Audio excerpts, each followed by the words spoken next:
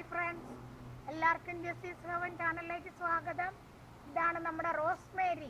അറിയാമല്ലോ, ഇത് നമുക്ക് അവിടെ വാങ്ങിക്കാൻ കിട്ടുന്നതാണ്. നമുക്ക് ചെടിക്കടയിലൊക്കെ വാങ്ങിക്കാൻ കിട്ടും.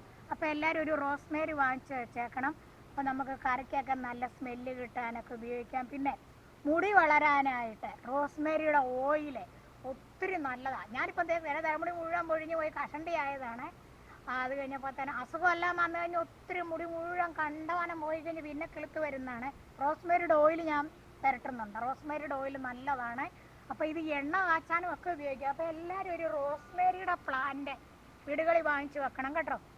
ഞാൻ വാങ്ങിച്ച് വെച്ചത് പോയി, ഇനി ഞാൻ ഒരെണ്ണം കൂടെ വാങ്ങിച്ച് വെക്കും. ഇതാണ് റോസ്മേരി. റോസ്മേരി എന്ന് പറയുന്ന ഒത്തിരി ഉപയോഗമുള്ള മെഡിസിനൽ വാല്യൂ ഉള്ളതാണ്.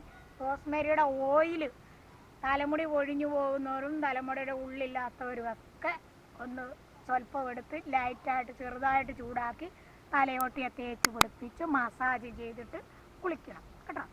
കഴുകി കളഞ്ഞില്ലേലും കുഴപ്പമില്ല, നല്ല സ്മെല്ലാണ് അതിൻ്റെ ഓയിലിനും. ഇതാണ് അപ്പം റോസ്മേരിയുടെ തണ്ട് കണ്ടോ. ഇതാണ് റോസ്മേരി.